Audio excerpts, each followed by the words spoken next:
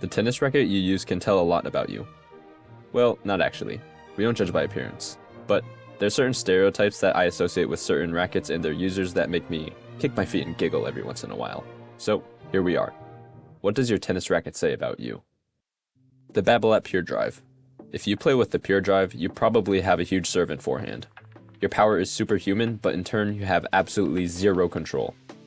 Either you hit 100-mile-per-hour winners or your shot is 3 feet out. Your doubles partner covers the back of their head when you serve. The Babble at Pure Arrow. You think you're Nadal, especially if you have the Rafa Origin version of the Pure Arrow. You do the lasso follow-through and live on the baseline. You have superhuman athleticism and play with unbelievable intensity. You always beg your friends to play with you on clay even though the nearest clay court is an hour away. You also blow a fortune on tennis shoes because you slide too much. The Babble at Pure Strike. If you play with the Pure Strike, you probably got it for free from a friend when you started playing tennis. Either that or there was a discount on Tennis Warehouse. Either way, your Pure Strike is probably a generation or two old. Even though it's not the most popular racket, it's still a great choice. The Dunlop FX500. You probably started playing tennis at a young age, and your parents bought you this racket before you were old enough to choose it yourself. You're the opposite of a gearhead. When someone asks you what racket you have to look on the side to remind you of your racket's name. To you, a tennis racket is a tennis racket. The FX500 is a solid one at that. The Dunlop CX200. You wanted a control racket, but you also wanted to be different. There are so many popular control frames, but you somehow landed on the CX200. But hey, using an uncommon racket is a good conversation starter. The Dunlop SX300. You don't exist. The Head Speed. You're boring but extremely efficient. I mean, even the racket colors are black and white. You're probably a nonchalant demon who never celebrates after a victory and you don't grunt. The Head Boom. You wanted a power racket but didn't want to be viewed as a power-only strategy-lacking baseline hacker. The Head Gravity. There's a 90% chance you're a counterpuncher. You constantly farm easy points off of your opponent's mistakes. For some reason, you have a big ego, which is something rare for a consistency player, and get pissed when someone calls you a pusher. The Head Radical. You want to stand out. Your flamboyant personality makes this clear. You go for flashy shots, but not the power-focused ones. You like hitting drop shots and outplaying your opponents with finesse rather than brute force. The Head Extreme. You're in middle school, have ice cream hair, and wear short shorts. Chances are your name is Mason, Caden, Colton, or something of the sort. You probably dress like a highlighter, and your favorite player is either Kyrgios, Bublik, or Shelton. Your first serve is probably 120 plus miles per hour, but only 10% actually go in, and you have a sorry-ass second serve.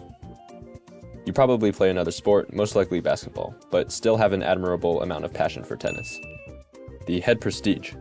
If you use the Head Prestige, you're most likely 65 plus years old. You constantly complain about how modern tennis is boring, insisting that the serve and volley is the most entertaining playstyle. It's not. You always make the precision over power argument, although deep inside, you just say that because you can't generate the power you once had 40 years ago. Even though your mobility is effectively impaired, you still beat the 20-year-old youngins who only have power. Prince Rackets. If you use a Prince Racket, you're in the same boat as Head Prestige users, except you take fewer stances that are influenced by nostalgia. You accept that tennis has changed and are willing to change with it. You're also very loyal and don't abandon your beliefs without good reason. Respect. Solinka Rackets. If you use a Solinka racket, you're probably a college player sponsored by them. You were initially hesitant about using a Solinka racket, but came to realize that they're actually pretty solid. You're set on becoming one of the pioneers that popularized these rackets. Technofiber Rackets. If you use a Technofiber racket, you're a fashion diva. You chose Technofiber purely off of its aesthetic, and I can't blame you. Technofiber rackets are the best looking on the market. The French know what they're doing when it comes to style. The Wilson Ultra. You probably didn't start out playing with an Ultra. You probably started out with some other Wilson racket and realized that you needed a little more oomph to your shots.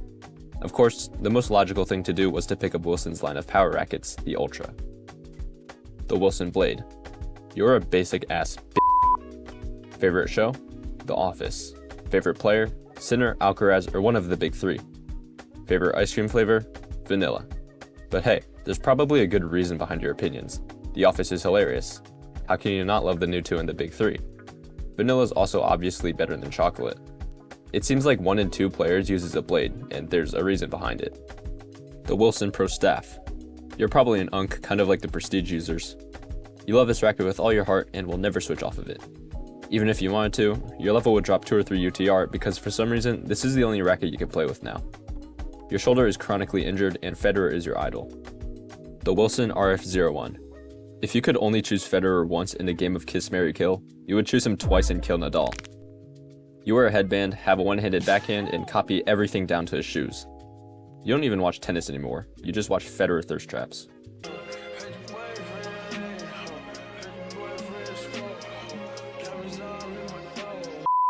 The Wilson Clash. You just started playing tennis and picked up a Clash. When you were demoing rackets, you didn't know what you were looking for and settled on the Clash because of how it felt to play with. You couldn't resist the rush of dopamine every time you hit a ball, no matter how good or bad the shot was. The Yonex E-Zone. You are a power over precision player. When you hit a shot, you're not really thinking about where to hit it. You just hit it hard, usually down the middle, and hope it does enough damage to your opponent. You have both a terrifying forehand and a lethal backhand. Your main weakness is your poor shot selection, and you don't know how to take it down a notch to play neutrally or defensively. The Yonex V-Core. If you use the V-Core, you probably have a very science-based approach to tennis.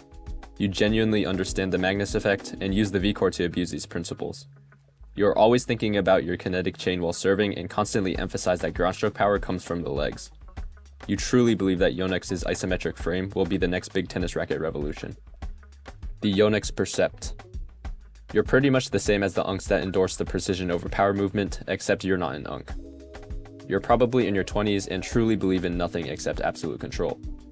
Power doesn't exist in your game, so you pretty much have to get creative. Drop shots, slices, there isn't an end to the variety you bring. So there we have it, all of the stereotypes I associate with each racket. Don't take these too seriously, by the way, because I'm surprisingly not 100% reliable and make these associations where there's absolutely no connection. In fact, comment if you agree with any of these stereotypes or if you just think I'm geeking.